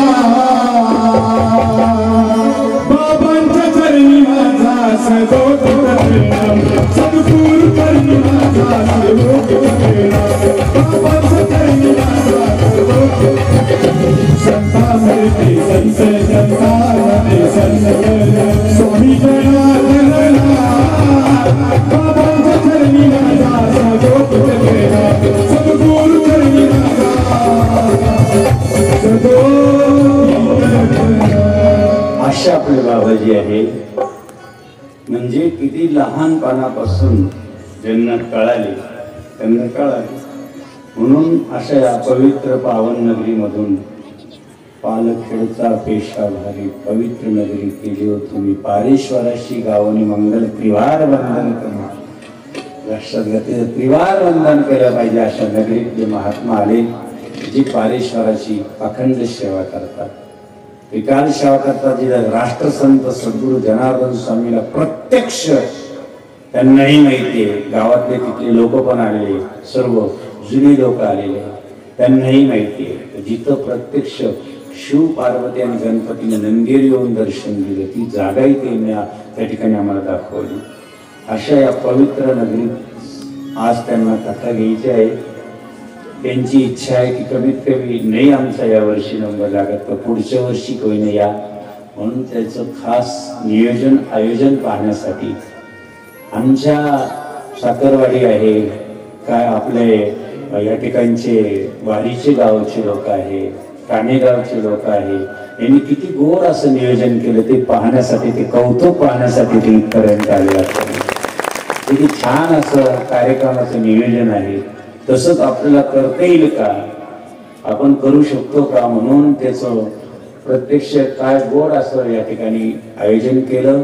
त्या सर्व मंडळाचं आपण खऱ्या अर्थानं टाळ्याच्या गजरात स्वागत केलं पाहिजे. दररोज ते रामेश्वराच्या मंदिरात जातात, दररोज आरती करतात, विधी करतात. प्रत्येक तरुण मुलांना ते प्रवृत्त करतात की बाबा तूही आरतीला ये, तूही आरतीला ये. दररोज रामेश्वराच्या ठिकाणी भव्य दिव्य आरती होती. अशीच आपली प्रेरणा मंदिरात जाण्याची त्यांना कायम व्हावी आणि आपण आपला हा कार्याचा प्रचार प्रसार आपण करत राहू ही आपल्याला सर्वांना विनंती राहील. म्हणून अतिशय भाग्यवान आहात जेणेकरून अशा या महान संतांचं या ठिकाणी दररोज व्यासपीठावर दर्शन होत आहे. सर्व आपल्याला परिसरातील भाविक भक्तगण सर्व काही आपल्याला या ठिकाणी येऊन आपल्याला प्रत्यक्ष भेट देत आहे. खूप चांगलं आहे. आपण पुन्हा एकदा सर्वांचं टाळ्याच्या गजरात स्वागत करूया आणि काय झालं त्या घंटीकडे जाऊया. विसरले का तुम्ही? लक्षात ठेवा. म्हणून आपले कोणी आले असेल तर तुमचं आम्ही टाळ्याच्या गजरात स्वागत करतो. धन्यवाद.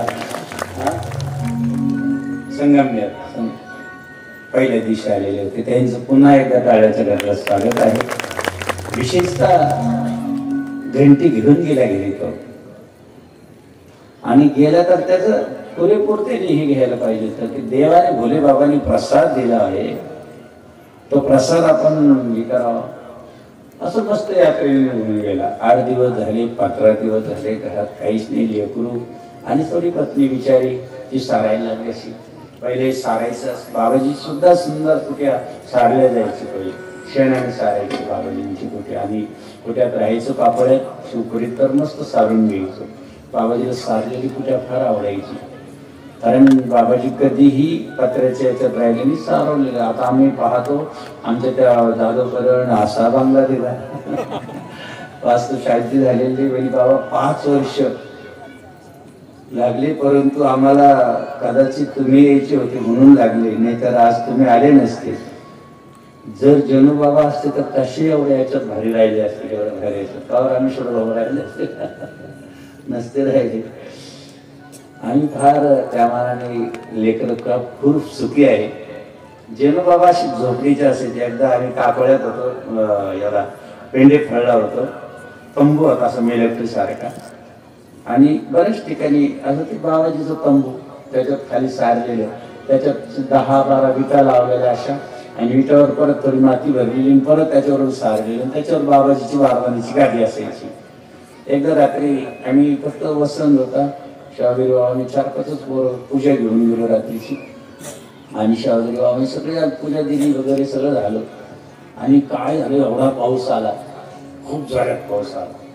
आता तिथं पेंडे पाहिजे, धरणापाशी बाबाजीच फक्त, बाकी आसपास गाव नाही कोणतं. इकडे 2-3 किलोमीटर गाव, तिकडे 2-3 किलोमीटर गाव, आणि फक्त 4-5 पोरं आणि बाबाजी, दुसरं कोणीच नाही. असा पाऊस आला जोरात, आणि तंबू एवढा स्तंभ होतो.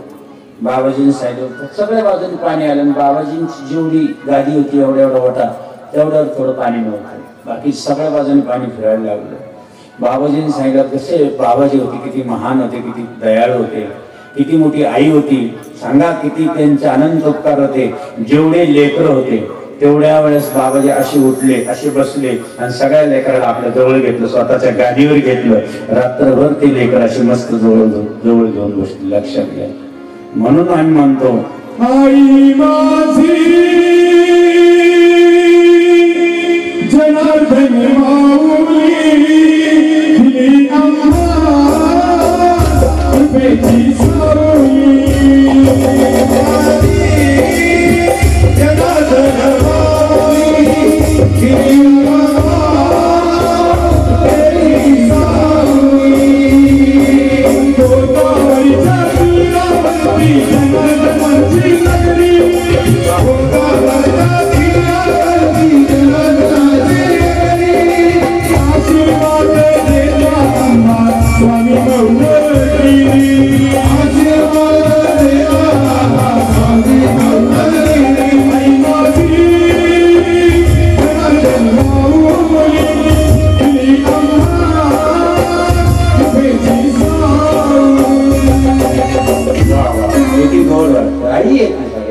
आम्ही म्हणतो जनार्दन स्वामी माझी आई मधुरा ठाव म्हणतो ना. बाबा तुम्हा कसा विसरू स्वामी तुम्हायो मी सर्वांनी म्हणा तुम्हा कसा विसरू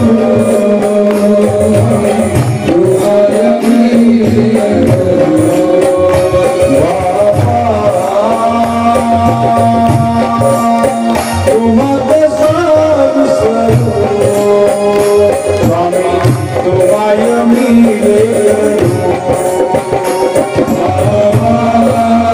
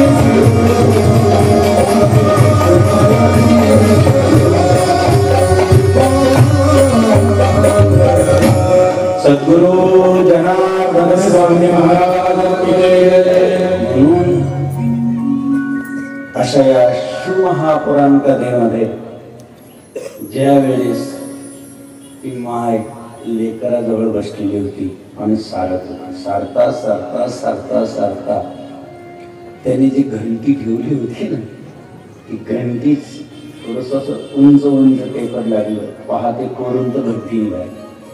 अरे वा म्हणे, काहीतरी सापडलं. लेकरू म्हणे आई, की त्या काळाचं होतं. म्हणलं नाही मम्मी. काय म्हणलं? काय आई म्हटलं बरं का, मम्मी नाही म्हटलं. मम्मी म्हणजे मरेल मुर्दा, घुसकट भरलेला. बरोबर आहे काय? ज्याच्यात घुसकट भरतात त्याला मम्मी म्हणतात, म्हणून मम्मी नाही म्हणायचं. आपल्या आईला काय म्हणायचं? आईच म्हटलं पाहिजे. आई म्हटलं की बरं वाटतं, नाही तर काय आहे. आई शब्दात किती अंतःकरणातून निघतो, मम्मी कुठून निघतो. एक जण एक मुलगी होती, लहानपणी ती काय म्हणायची, पप्पा पप्पा पप्पा पप्पा म्हणायची. हळूच 11वीला गेली ती डॅडी डॅडी डॅडी म्हणायला. पप्पाने विचारलं, का ग तू लहानपणी मला पप्पा पप्पा म्हणायची आणि हळूच आता डॅडी डॅडी म्हणते, काय कारण आहे? म्हणे पप्पा त्यावेळेस मी लहान होते, म्हणे मग आता मोठी झाली, त्यावेळेस काही वटपालीच लाईट नव्हते, पण आता लावली. आणि जर आता डॅडी म्हणले की माझी कमीत कमी वट वाजतात, पालीस तशीच राहते. पप्पा म्हणले तर पुसून जाते, म्हणजे बापालाही बदली त्या. म्हणून आईला विसरू नका, बापाला विसरू नका, आणि आपला धर्म सोडू नका, आणि धर्म सोडून बाजूला रस्त्याला निघून जाऊ नका. लेकरांना शिक्षण घेत असताना लक्षात राहू द्या, आयुष्यभर लक्षात राहू द्या. आपल्या धर्माची वाट सोडायची नाही, आपल्या आईवडिलांचे उपकार विसरायचे नाही, आपल्या आईवडिलांना दिलेले संस्कार, हाताचा पाळणा त्या आईनं केलेल्या त्या आईच्या दुधाला विसरायचं नाही, आणि आपल्या दुसऱ्या धर्मामध्ये कधी चुकून प्रवेश करायचा नाही. लक्षात राहू द्यायची जाणीव आपल्याला राहिली पाहिजे. तरच आपण महापुराण कथा श्रवण केलं म्हणून समजायची. हे जर आपण या ठिकाणी नाही शिक्षण घेतलं तर काय उपयोग आहे? हे प्रकार जो शब्द आपल्या कानात जाईल आयुष्यभर आपल्या अंतःकरणात त्याचं जतन करून ठेवा की आपल्याला आपली वाट चुकायची नाही. काही झालं, कोणी आपल्याला कितीही काही दाखवलं तरी आपण आपला रस्ता सोडायचा नाही. कारण आपल्या आईवडिलांनं आपल्याला खूप शेतीत कष्ट करून पायात चप्पल घातली नसेल त्या बापानं, अरे आपल्याला पाहिलं असेल तर फाटका कपडा अंगावर घातला असेल त्या बापानं, स्वतःच्या कपड्यावरती आपल्या कधी नवा कपडा आपल्यासाठी घेतला नसेल, आपण शिक्षण केलं असेल, त्या शिक्षण करताना त्या पैशासाठी किती कष्ट लागले असतील शेतीमध्ये याची जाणीव जर लेकरा बाळांनी ठेवली तर आपला रस्ता कधीच चुकणार नाही याची आपल्याला खात्री राहील. लक्षात कधीच चुकणार नाही. किती कष्ट केले असतात आपल्या बापानं आणि रडतात नव्हते.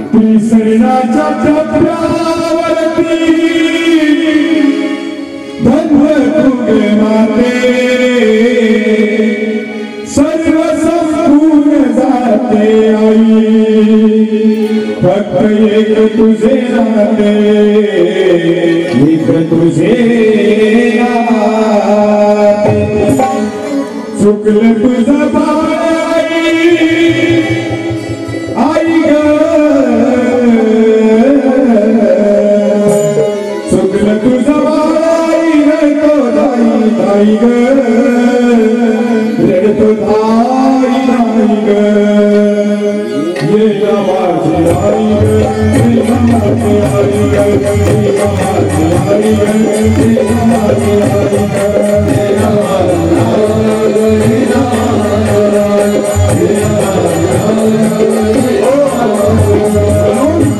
हे संस्कार घेण्यासाठी तर शिवमहापुराण कथा आहे. नुसतं जायचं मंदिरात पूजा करायची, पण पूजा केल्यानंतर आपल्याला बाकीचंही आपलं सांभाळायचं आहे.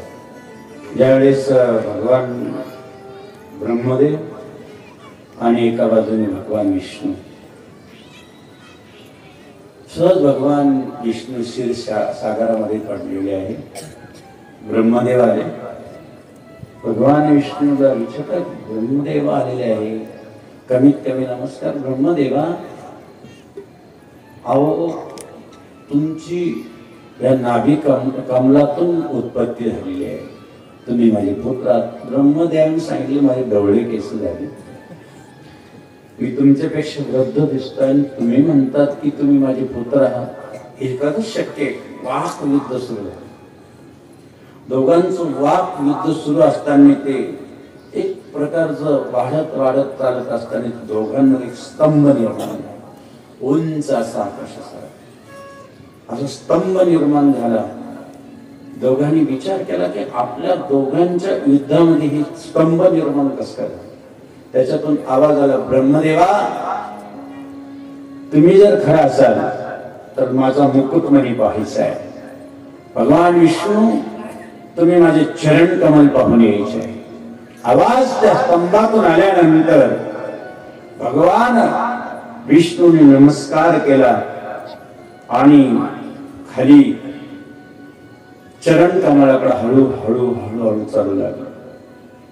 एक पाताळ दुसऱ्या पाताळपर्यंत गुडघ्यापर्यंत गेले आणि तिथं सांगितलं की बाबा जो आधी आहे, आधी नाही आणि अजांचा अंत नाहीये, त्याशी भगवान शिव आहे. ते शिवलिंग तयार झालेले या भूतलावर. आकाशापर्यंत ते बघितलं तर तरी त्याची उंची समजणार नाही आणि पाताळात किती शोधलं तरी त्याचे पाय कळणार नाही. म्हणून भगवान विष्णू तुम्ही इथून परत जा अशी माझी इच्छा आहे. तुम्ही चरण कमल पाहू शकत नाही, जा. ते आधी अंत त्यांचा लागूच शकत नाही, जा तुम्ही. म्हणून भगवान विष्णू आले आणि त्या स्तंभाजवळ हात जोडून बसले. ब्रह्मदेव चालत राहिले, चालत राहिले. एक केतकी नावाचं फूल काही कल्पापासून खाली पडत होत, असं खाली येत होत. त्यावेळेला त्या केतकीला म्हणलं, वरती तू बघ कुठून आलास. त्याने सांगितलं माझाच पत्ता मला कळत नाही, किती युगापासून खाली येतोय. म्हणून एक काम कर, अरे मी सर्वांची उत्पत्ती करतो, तुला पाहिजे ते मी वरदान देऊन टाकेल, पण एक काम कर, मी भगवान या शंकराचा मुकुट बघितला अशी मला साक्ष दे. भीतीपोटी ते हा म्हटलं. आणि तेवढ्यात गाय येत होती. गाई मी इथून पण तुला वरदान देईन, तू पण माझ्यासाठी खोटे बोल. समक्ष उभा केला. ब्रह्मदेव एका बाजूने, भगवान विष्णू एका बाजूने. ब्रह्मदेव सांगू लागले की मी राजमुकुट पाहिलाय. भगवान विष्णूने सांगितलं मी हरलो. त्याच वेळेस भगवान शंकराचा तिसरं नेत्र उघडला. ब्रह्मदेवा, तुमची 5 मुख आहे. एक मुख खोटं बोलताय. राजमुकुट पाहिलेला नसताना तुम्ही साक्षी कोण आणलं? म्हणे केतकी आणलं. केतकीचं फुल. त्याच वेळेस सांगितलं, केतकी, एवढा सुगंध असताना तू माझ्या पूजेमध्ये अग्रगण्य होता, तुला एवढा मान होता, तरी तू खोटं बोललं. आजपासून माझ्या पूजेत तुला मान नाही, आणि जो कोणी तो फुल वाहिल त्याला ह्या भूतालावर कुठेही थारा नाही. म्हणून केतकीचं फुल भगवान शंकराला चालत नाही. वेणीला चालतं पण भगवान शंकराला चालत नाही. म्हणून त्यावेळेस गोमाताला विचारलं, गोमाता, तू फार पवित्र आहे. नुसतं तुला एक थोडस घाल दिला तर लाखो लोकांचा संसार सुखाचा होतो. खरं सांग. ब्रह्मदेवान राजमुकुट पाहिला. गाईचं मुख थोडक्यात हा म्हणलं, पण शेप म्हणजे नाही पाहिजे. सांगितलं, आजपासून गोमाता तुझं गोमित्र पवित्र राहील, सगळ्या विश्वाला पवित्र करेल. तुझ्या शेणात लक्ष्मी राहील. ज्या घरात सारल्या जाईल त्या घरात अखंड लक्ष्मी राहील. आणि तुझं दर्शन घ्यायचं शक्तीच्या बाजूने घेतील, पुढून दर्शन घेणार. लक्षात. लेकराला जर दिष्ट झाली ना तर आपण शेपूट असं 5 वेळेस उतरवतो. लेकराची दिष्ट जाते. उद्यापासून गाईच्या पाठीमागे नावाला खाण्याने मारावं लागलं. बाबांनी सांगितलं. सांगायचं अवघड आहे. आणि म्हणून गोमित्र पवित्र आहे, शेण पवित्र आहे. गाईच्या पाठीमागून दर्शन घेतो आपण. मुख जर म्हणलं तर तिला सांगितलं, मुख तू कुठं जाईल तेव्हा माहिती गाय सोडली तर. म्हणून गायीने सुद्धा माफी मागितली. देवा मागे चुकलं.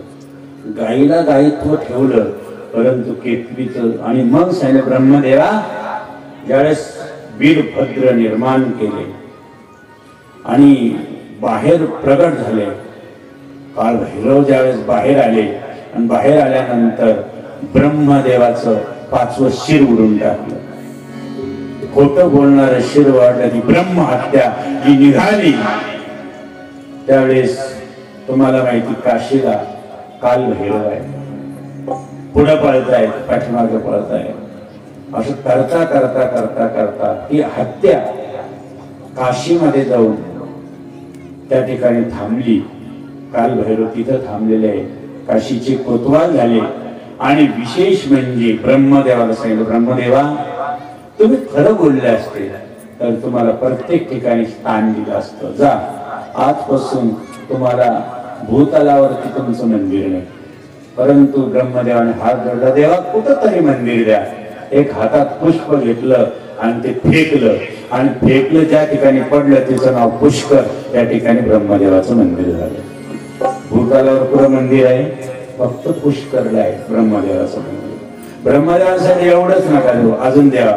देवाने सांगितलं, जिथे यज्ञ चालेल ते यज्ञामध्ये ओम ब्रह्मणे नमः म्हटलं तर तो यज्ञ पूर्ण होईल. यज्ञाचा भाग तुला मिळेल. चालेल. ब्रह्मदेवाने सांगितलं, अजून काहीतरी द्या. बरं, पूजेचा भाग तुला देईल आणि पूजा तुझ्याकडनं केल्या जाईल. ब्रह्मदेवाने मान्य केलं. आणि भगवान विष्णूकडे पाहिलं. भगवान शंकराचं भरून आलं हृदय. अरे, खरं बोलला, खूप आनंद झाला.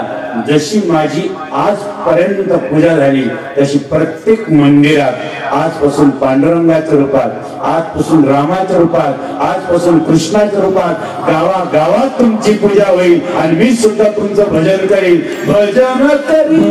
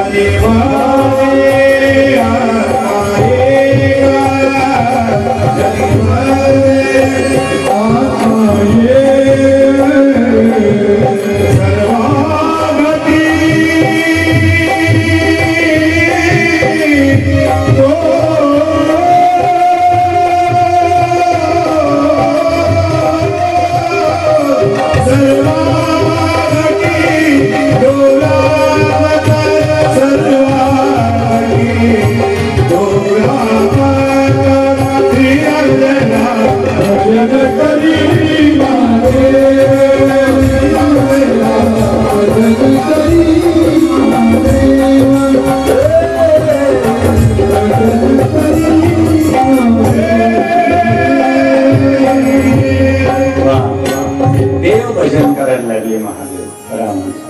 म्हणून आपणही त्या दिवशी जी पूजा झाली त्या दिवसापासून शिवलिंगाची पूजा सुरू झाली. आपण म्हणतो काही लोक तर शिवरात्रीच्या दिवशी महादेवाचं लग्न लावतात. त्या दिवशी लग्न नाही झालं, त्या दिवशी शिव हे लिंग प्रगट झालं. भगवान विष्णूने भगवान ब्रह्मदेवाने त्यांची पूजा केली, त्या शिवलिंगाची. तिथून पूजा सुरुवात झाली. त्याचं फार गोड चिंतन.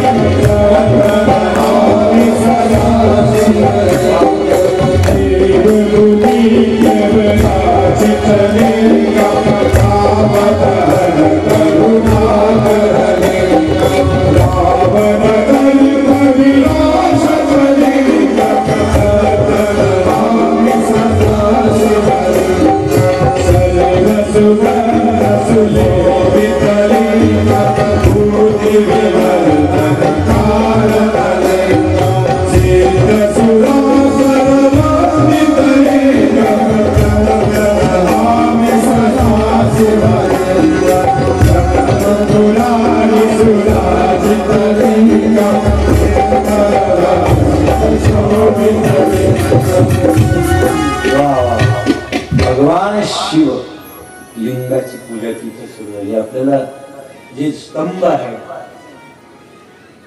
ब्रह्मांड आहे तेच पिंड आहे. आकाश आणि पृथ्वी पार्वती आहे. शिवलिंगाचे सर्व हे आहे. म्हणून विश्व आद्यम, विश्व बीज, निखलम, भयहरणम, पंचवक्र, 5 मुख असलेले आणि 3 नेत्रकम. एक नेत्र उघडला तर प्रलय करतात आणि एक परत उघडला तर ज्ञान बी देतात. अशी भगवान शिव ज्यांनी सारता सारता सारता सारता ती घंटी सापडली, ती काही संपायला तयार नाही. सगळी कसं ती काय अजून सापडायलाच तयार नाही. सापडली आणि तेवढ्यात लेकरांनी म्हणाले, आई मला थोडस रुपये पाहिजे. वाजलं, टपकन पडलं. दुसऱ्याला 2 रुपये पडले. आईने विचार केला कवर सारीत बसायचं. एक मस्त पैकी बंगला जर झाला तर किती बरं होईल. घंटी वाजली, बंगला तयार झाला. इकडं 2 तयार झाले. तिला वाटलं 2 ने 4 हो, पण आपल्याला इकडे मिळतं बरं. सगळं भरून घरात झालं, कमी नाही. हे आलं तिकडून पळत पळत, काय तू घंटी वाजवली काय? म्हणजे हो. किती गोड घर आहे. हा, आपल्या काय पाहते समोर काय ना 2 ती घंटी. अहो काय देव घेतोय, महादेव खूप देतोय, पण घेता येत नाही. काय करणार? कधी कधी आपल्याला असं होतं देतो खूप, पण तो घेता येत नाही. 1000 हाताना देणारा महादेव. आज आमच्याकडे काहीच नाही. मी कथा वाचायला वेळ नाही, ग्रंथ वाचायला वेळ नाही, पण आमच्याकडे जो वेळ आहे तो फक्त महादेवाच्या आणि सद्गुरू जनार्दन स्वामींच्या पूजनामध्ये असल्यामुळे आज तुम्हाला एवढं गोड लागतंय. फक्त महादेवाची त्रिकाल पूजा, स्मरण आणि सद्गुरू जनार्दन स्वामींची सेवा, हे 2च गोष्टी आपल्याकडे आहेत. नाहीतर ग्रंथ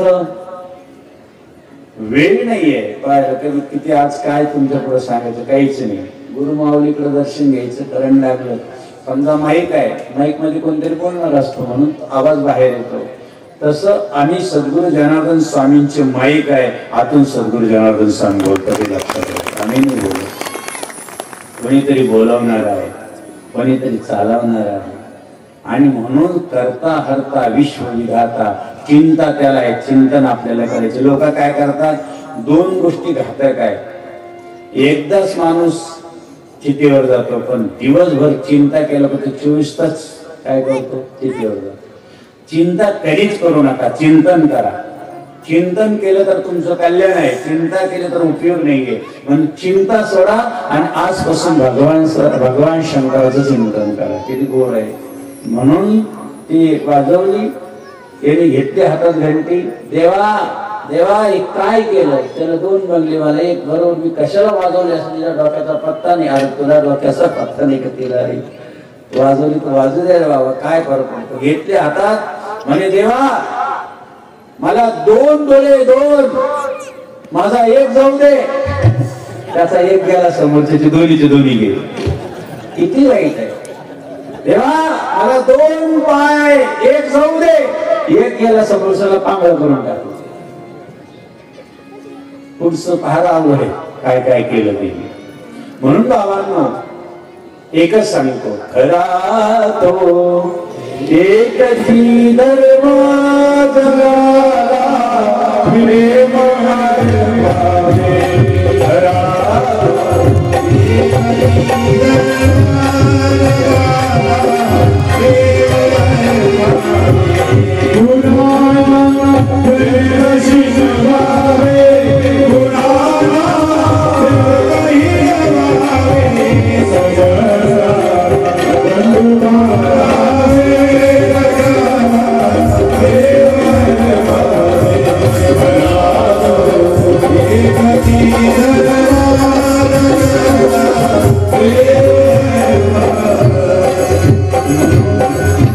विश्वाद्य विश्वबीजं निर्गलं भरणं पंचवक्रतेने तमास भगवान शंकराची तुम्ही शिवमहापुराण कथा ऐकता आहात. आज 4था दिवस आहे. उद्या आपल्याकडं सांगता आहे.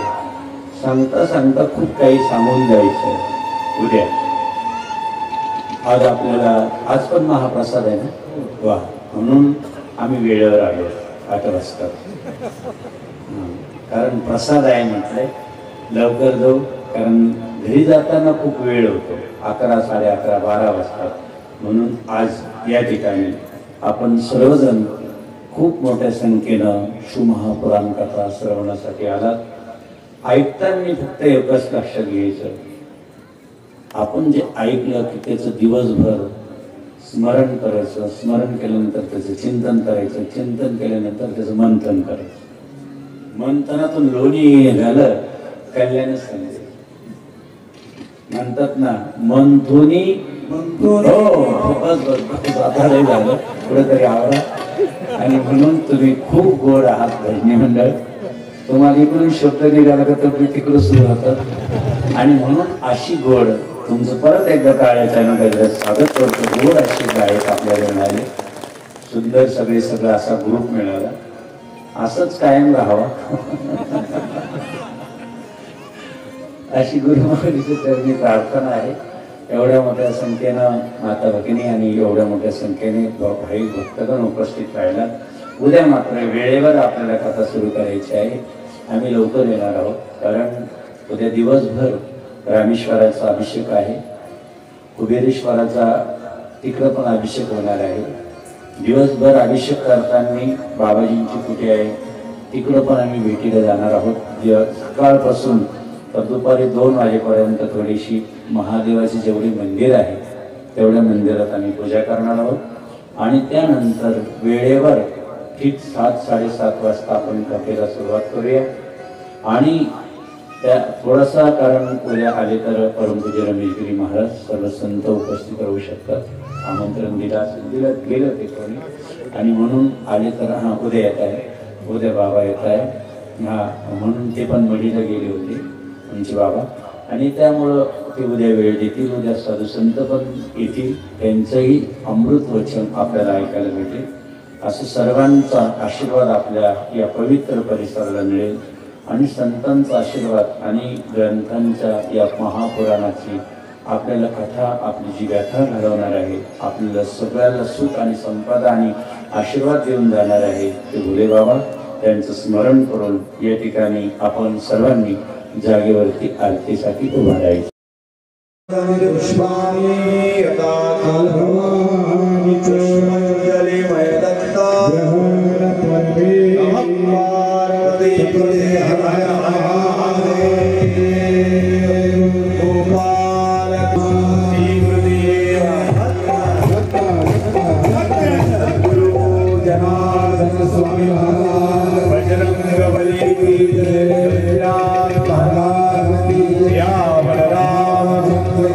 छत्रपती शिवाजी महाराज की जय.